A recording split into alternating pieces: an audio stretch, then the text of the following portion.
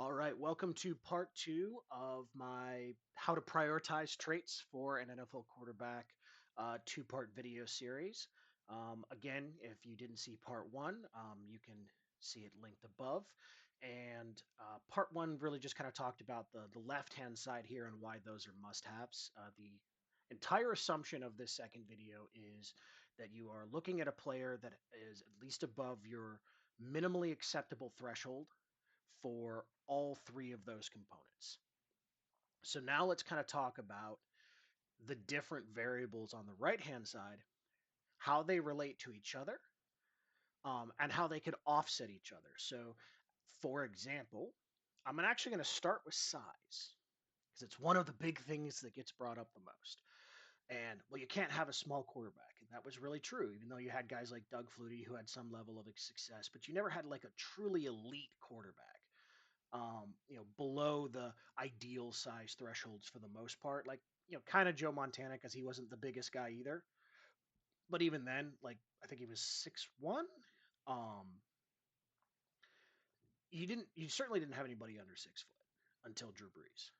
And Drew Brees opened a lot of doors. So let's use Drew Brees as our example here. So he doesn't have ideal height. He doesn't have ideal build. He's not an incredible athlete, nor is he crazy fast. So, how did he become the most prolific passer in the history of the NFL? Well, because Drew Brees was elite or really good in actually every single other category.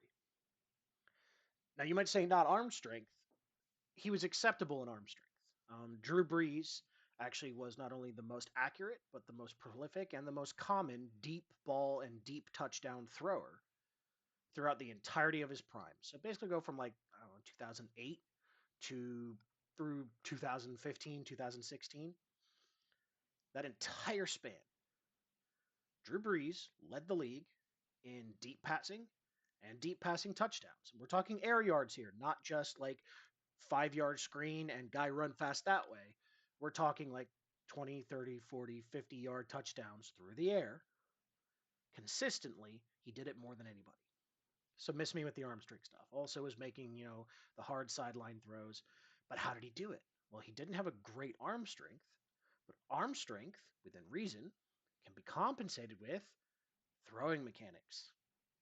And the inverse can be true as well, because if you don't have flawless throwing mechanics, but you have tremendous arm strength or slash arm talent, then you can still accurately deliver the ball on time, on target to the wide receiver in the same way. So these things have a relationship. Now, the perfect world is you have tremendous arm strength and tremendous mechanics.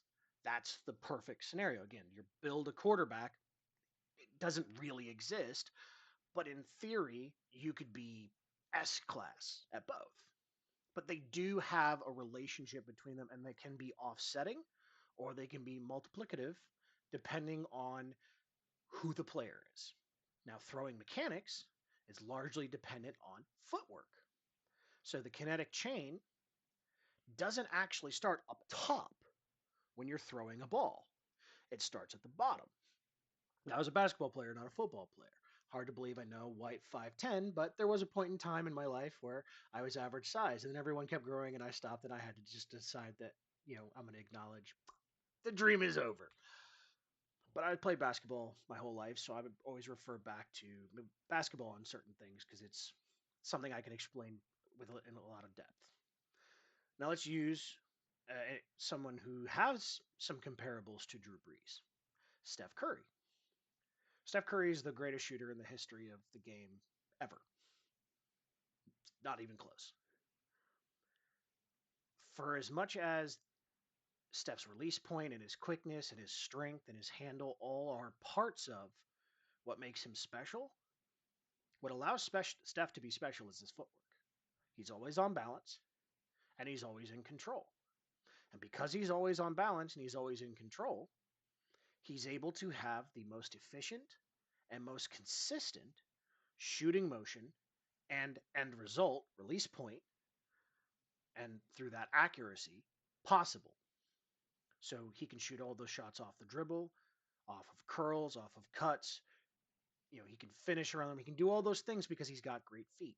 You look at Drew Brees, who is our example right now. We're going to talk about some other guys too. It's the same thing. He had incredible feet. And it wasn't just, the thing that got talked about a lot where Drew would be up on his tippy toes so he could see over the line. But if you watch his feet, they were always level. He was always on his toes. He would do his little hops, but he was always on balance and always in control. My hands in this case are his feet. I'm not trying to dance. Um, because of that, Drew is able to consistently deliver the ball where he wants it to be. So those throwing mechanics are dependent on footwork, but that footwork also extends to, and it's part of why footwork is not tied to run speed and athleticism, nor is, and mobility is separate as well.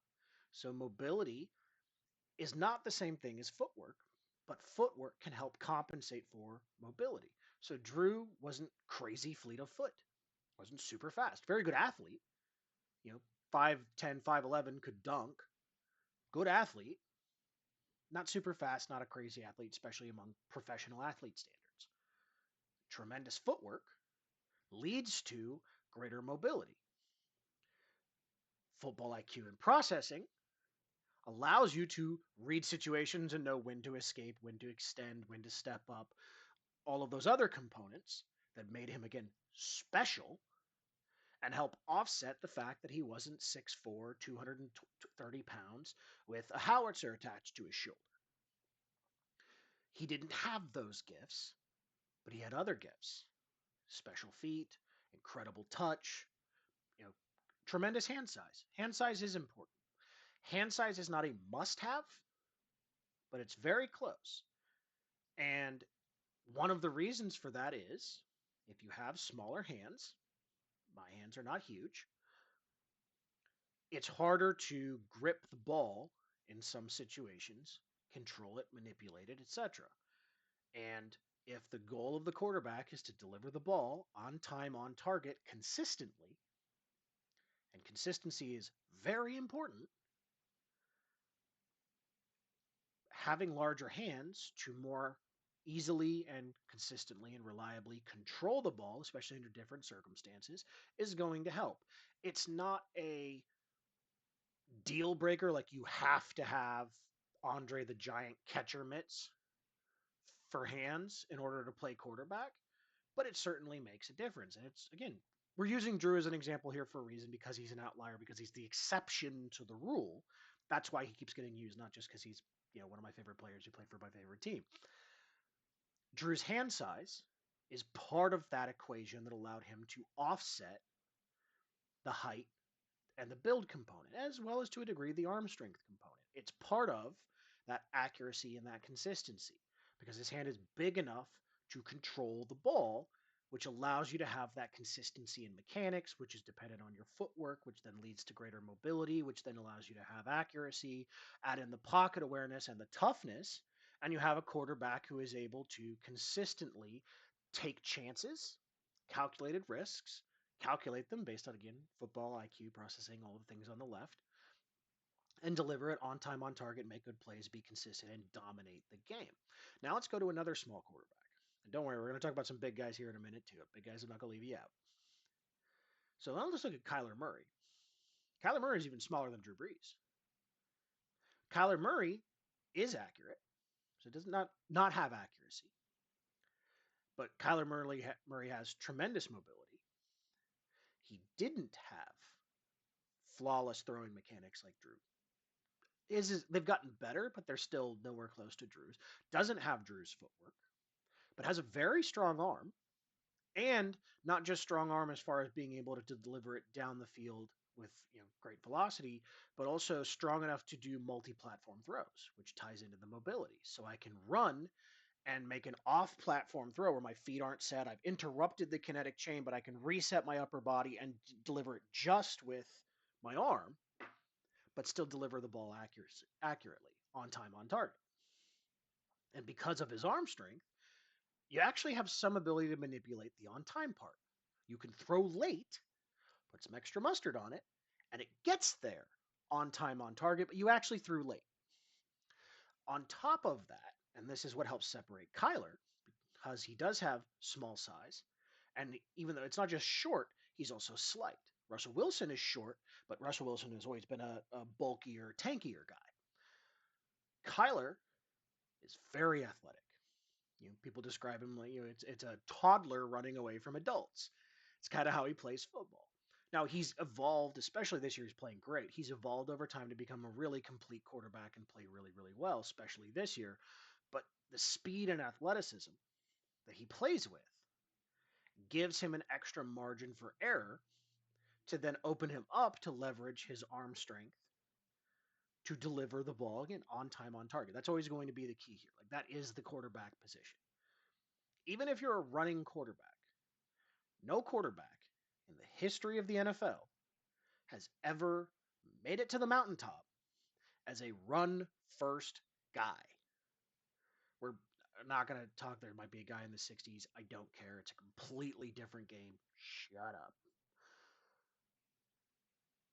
In fact, you only have a couple of guys who've even made it to the big game as run first guys.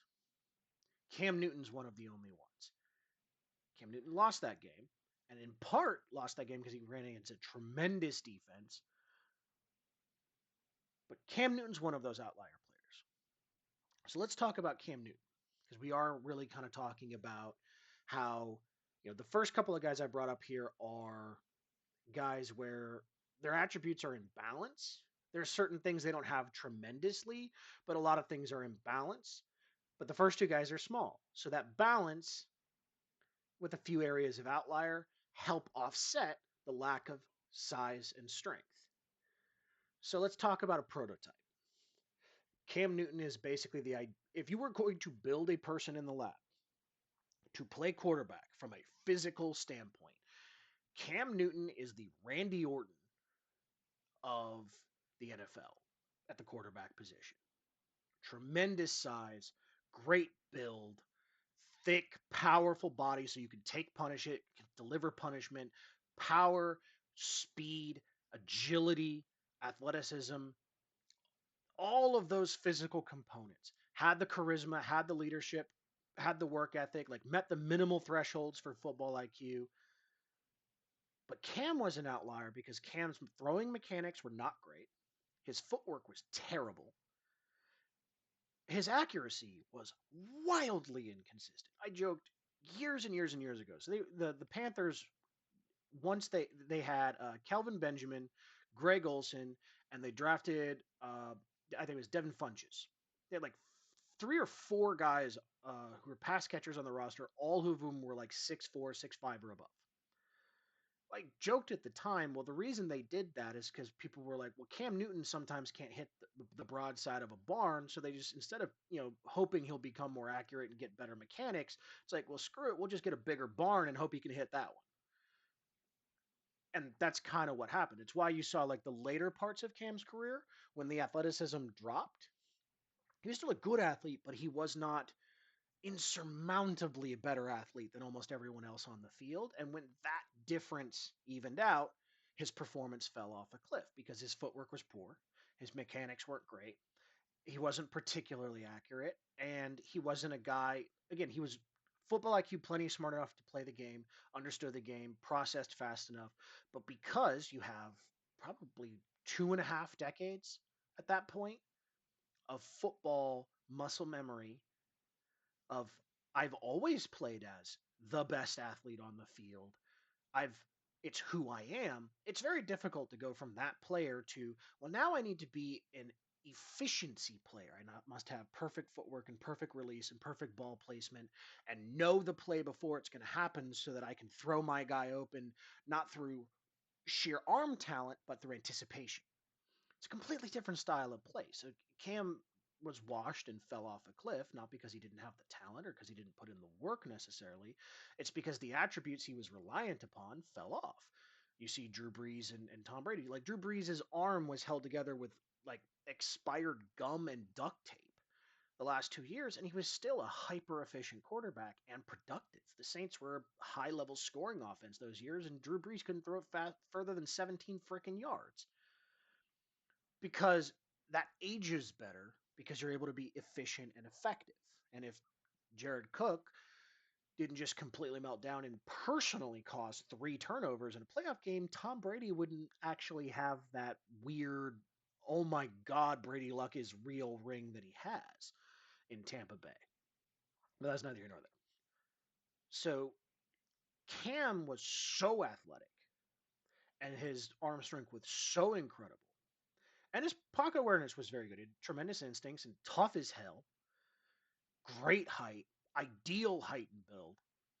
Because he had those attributes that were so extreme and so far to one side, it makes up for the fact that he had bad accuracy, at a macro level. Not that he couldn't throw accurate passes. Like, go back and watch prime Cam Newton. He would throw some incredible passes. It was unreliable. It was inconsistent because of throwing mechanics, which comes from, again, footwork and throwing mechanics and release, how quick, how efficient your release is, those things. All of these things are connected to each other. You can be better at one facet or aspect than another, but all of those elements are connected. And they lead into that accuracy component, and the inconsistency of his accuracy was the reason why he aged poorly in the league. Um, but if you're drafting a quarterback first overall, and you go, well, he made multiple Pro Bowls and he won an MVP and he went to a Super Bowl and he was an absolute stud for almost a decade. It's a great pick. You nailed it. Good job. You got in like didn't have great coaching and didn't have tremendous like talent around him to help like make up for his weaknesses all the time. Like even more impressive, even better. Great pick. So it's not necessarily about nailing a singular archetype. Let's look at another guy. You know, you can pick Lamar Jackson or Michael Vick. Um, and we're actually going to compare the two of them in a second because I don't like that they get compared. Um, there's some big differences just between them as far as style of play. But Lamar's an unbelievable athlete, an incredible running quarterback, and has become a better and better quarterback throwing the ball. Um, Lamar's issues do tend to stem from his mechanics, but also the processing component. Not that he can't process, but consistently when pressured. And again, some of this just comes down to muscle memory. When your whole life you're so athletic and so fast, and your ability to react and just kind of do things. Lamar kind of has a bit of Vince Carter to him. It's the perfect toolkit. You should be one of the 5 or 6 best players ever, but just hasn't quite yet put it all together. Now, I'm not comparing them as personalities. There's actually some stuff with Vince that kind of explains why he wasn't there. Not taking shots at Vince. He's one of my favorite players, but just talking about like the level of talent relative to the level of performance. I think there's some parallels there. You don't agree? That's cool. Like I'm not married to the comparison.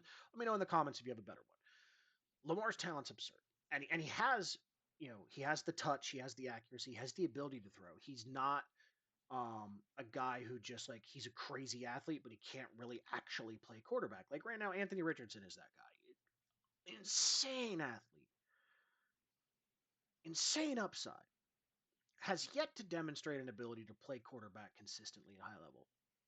Lamar Jackson's won multiple MVPs, and not just because he runs. Like he throws the ball very, very well at times. A lot of the time. There's certain circumstances and certain things where in the biggest moments he's kind of fallen apart. And that's right now what's separating him away from like that all-time list. But make no mistake, Lamar Jackson's another guy. If you took him first overall and you go, well, he's going to win multiple MVPs and he's going to be a very efficient quarterback and he's going to be incredibly dynamic and he's going to make an AFC championship game, you'd go, cool, sign me up. Like, that's not a hard decision. Let's go. You'd take that right away. No, he didn't go first of all, but he very well could have. And then look at Michael Vick. Michael Vick is Michael Vick's a really interesting one, and this is important enough, I think, through this whole traits conversation, I think this does need to be brought up somewhat as a caveat of there are guys in the history of the league who, if they had been drafted somewhere else, probably have very different careers because coaching and scheme and surrounding talent have not only huge effects on statistics and performance, but on development for players. Um, right now, we're just talking attributes. I'm going to mostly keep it to attributes. But Vic is a different example to me than Lamar Jackson because Michael Vick, as far as just raw talent, was a better athlete than Lamar, although that's pretty close. Although Lamar definitely better height and build. Vic was a smaller guy. Um, Vic's one of the 3 or 4 most insane athletes we've probably ever seen on a football field. Like he's up there with Bo and Dion and like that group of guys. But his throwing talent, arm talent, even honestly his footwork, like when he chose to use it, um, was out of this world. And we could even see that, like the version of Michael Vick that was there for about a year and a half in Philadelphia with Andy Reid. Imagine Andy Reid gets his hands on Vic early in his career. A coach who puts him in a West Coast offense and teaches him how to read progressions and throw on time on target, all of which he could do, and make those reads and make those throws. And he had the natural ability to do all those things and had the work ethic for some of it. But coach him and restrict him and put him in a box to start. And then as he shows the ability to do those things and he does the basic stuff consistently, now you let him really start having fun and you unleash the monster on the league. What an insane career he probably would have had. Like coaching does matter. But if we're just talking attributes, Vic didn't have terrible throwing mechanics, but they were inconsistent. His footwork was poor because it's inconsistent, it's unreliable. His mobility is like probably best in the history of the league. Run speed, athleticism at his position, probably best in the league. Actually, his release was incredible. I don't think he had the biggest hands, but they were fine. Height and weight were weak. Arm strength was incredible. Vic could finger flick it like 60 yards through the air. If you've never seen it, there's an insane pass he threw to Deshaun Jackson when they were in Philly. It's like 60 some air yards. Perfect pass, hit him in stride, and like no like hop leap, like really digging it. Like it was just like womp, just tossed it down the field. Just casual 60 plus. It's insane. Pocket awareness wasn't the greatest. Toughness was very high. Like again, if we're just talking attributes, I'd take Michael Vick you know, one overall. But because his athleticism and his talent and his gifts were so insane, the reliability, the consistency of those other things, they had the talent for, they had the attributes for, they were lower. That processing, the film study, the knowledge, football IQ, those weren't the problems. Coaching was the problem. He was too talented. And yes, that can be a thing. Guys can be too talented. We're going to go a more modern example of this, of what I mean. So, Josh Allen, that's a prospect, bad throwing mechanics, bad footwork, very inaccurate, way too reliant on his talent. But the part we didn't know as fans, great work ethic, coachable, and those issues were not physiological. So he wasn't stiff. Like a lot of guys who have bad footwork just have bad footwork because they have bad feet. You have stiff hips, stiff hamstrings. You don't have good footwork. You don't necessarily have that preternatural sense of balance that great athletes have. You just don't have it. And so you're not great in those areas. And that limits your ability to make improvements because you have physiological limitations. Drew Brees could not throw the ball 70 yards down the field through the air because he didn't have the arm strength for it. There is a limit to where mechanics and efficiency of motion can compensate for the lack of howitzer on shoulder. What we didn't know is Josh Allen had that tremendous work ethic, but also his inconsistencies were not due to lack of ability, which typically those things are. Like Cam Newton did not have tremendous footwork.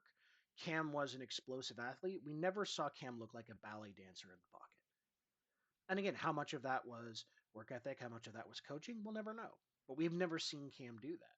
And do that style of play. What's really been an insane transformation for Josh is the malleability to come in as an incredible athlete with an unbelievable arm who was wildly inaccurate and inconsistent, but allow himself to be put in that box.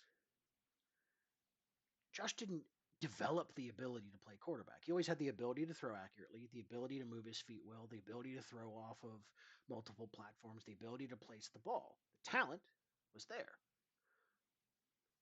The work ethic, the intangibles, the film study, and the coaching to a degree too. But the ability, the willingness to listen and take that and evolve his game and develop his craft, and now actually be a good NFL quarterback. He's got less talent now than he had around him before, but he's performing better. That's the quarterback position. On time, on target, run the offense, turn it into a cohesive whole, and execute at a high level towards a common goal. Again, that's the leadership component from the previous video. So Josh is a great example of this, and he still does goofy shit sometimes, and he still makes some throws that some of them make you go wow, and some of them make you go wow. And we all know the difference. And some of that's just nature. Like you can't change a guy's personality or his nature, and some of that is like playmakers will do that. When you have the talent to make plays other people can't, you will attempt to make plays other people can't, and no one has 100% success rate. Um, but you know, kind of going back to the original premise here, hopefully these examples kind of help conceptualize really what I'm looking to get into. You can't rank, the different variable components.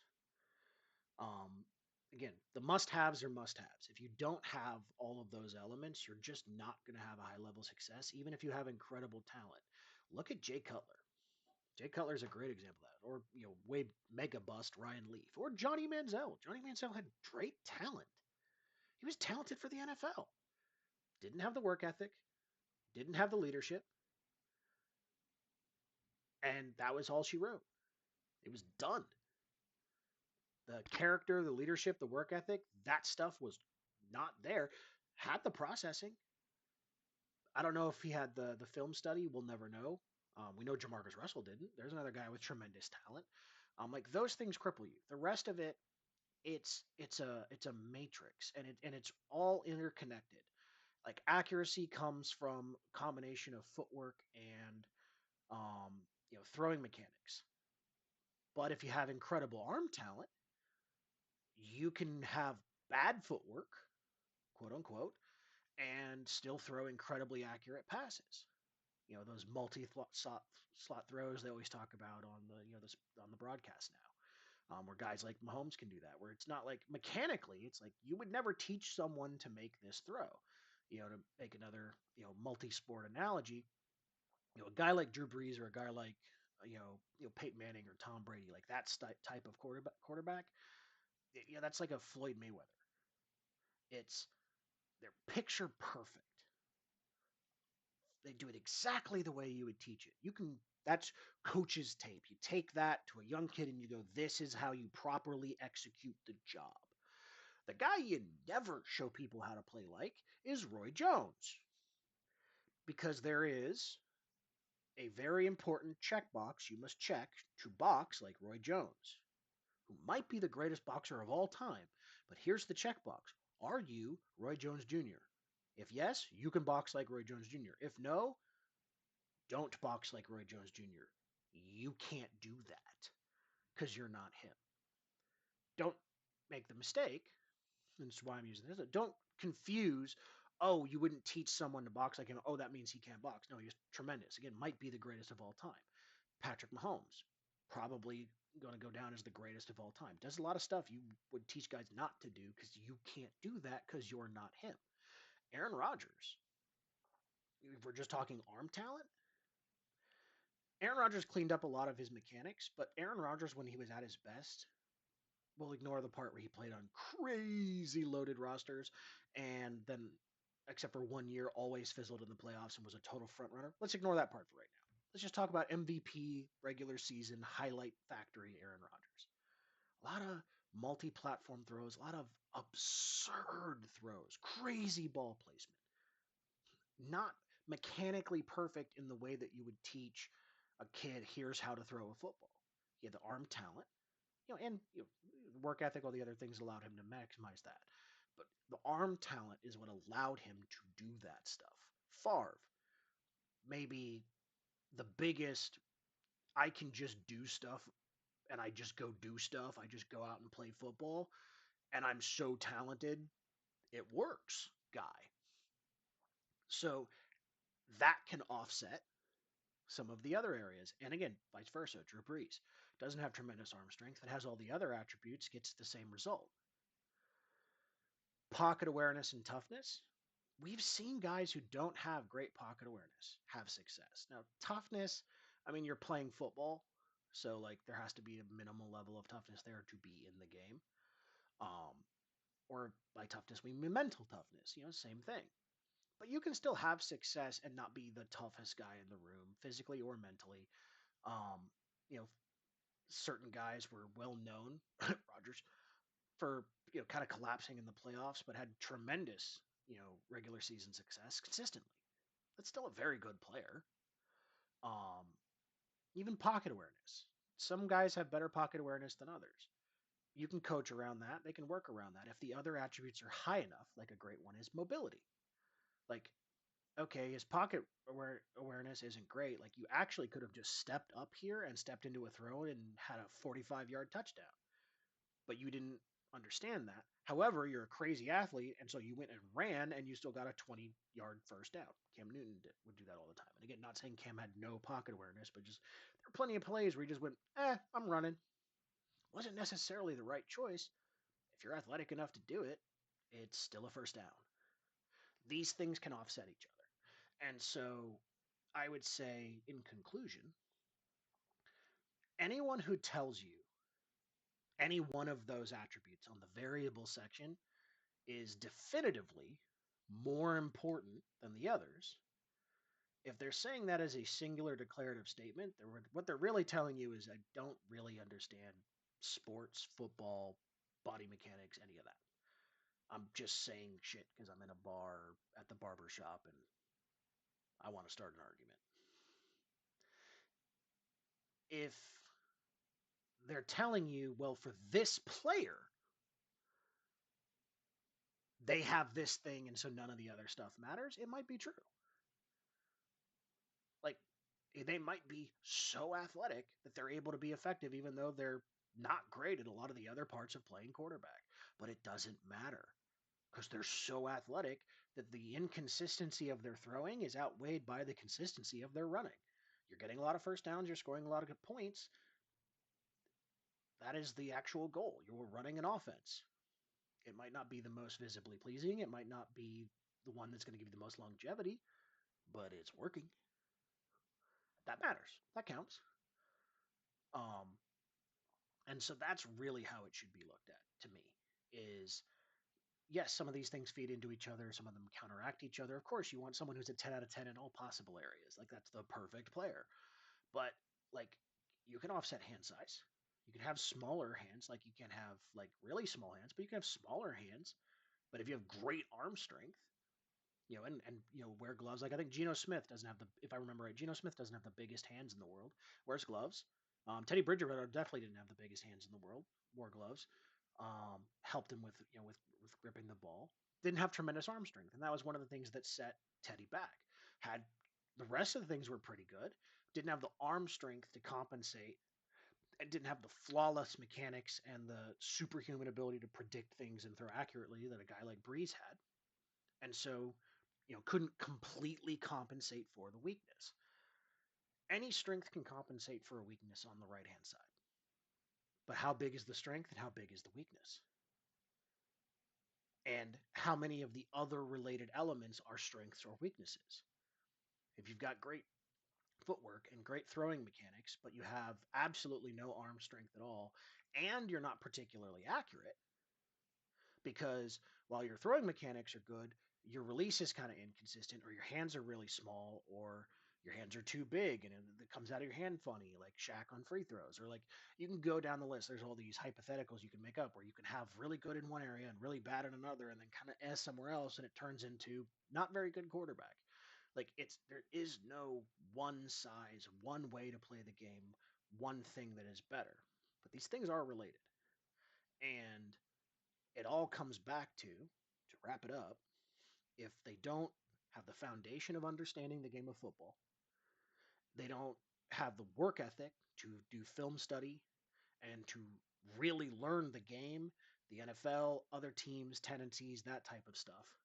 They don't have the character to be a part of a team and work as a team and lead a team. And they don't have the processing to execute those things in real time in what is essentially microseconds. The NFL level against world class athletes, they're not going to have success. But assuming that laundry list of very exclusionary factors, a lot of the rest of the stuff, look, there's positions in the league that if you like, there are things that are just exclusionary. Like you can't run a 4-5 and be an outside corner. Just not possible. You're going to give up way too many touchdowns. Like you have to run above a certain speed. Even, I don't know what Richard Sherman tested, but if you go back and watch Richard Sherman play, he's somewhere in the 4.4s, like on actual game day speed. Um, and that's part of why he was able to have success. You take the physicality, you take the great defense, you take the scheme, you take all the other elements, you take the intelligence, the work ethics, all those components. Okay, he's not the fastest guy in the world, but he's fast enough for his style of play to work. But there are exclusionary numbers you can hit at most of the positions. It's pretty hard to hit an exclusionary number at quarterback for a lot of stuff. Like, I don't know, maybe if you're 4'5", like, yeah, probably not going to play quarterback. There are no Muggsy Bogues playing quarterback in the NFL. Because like you have to throw over no line and they're like, 6'4" to 6'7", typically. Like, it's a geometry problem. But like other than that, stuff like that, it all really just comes down to how your factors line up and if you have the must-haves. So hope you enjoyed this video. I said the second one was going to be a lot longer and a lot more in depth. So if you stayed the whole time, bravo. You must find this stuff as interesting and fun as I do. And if you dropped off at any point, you're not hearing what I'm saying, so I don't know what I'm talking to you. But all the usual YouTube stuff, like, comment, subscribe. Feel free to jump in the comments if you disagree, have any thoughts, or if you have other topics you think are fun, share them. I love to nerd out about this stuff.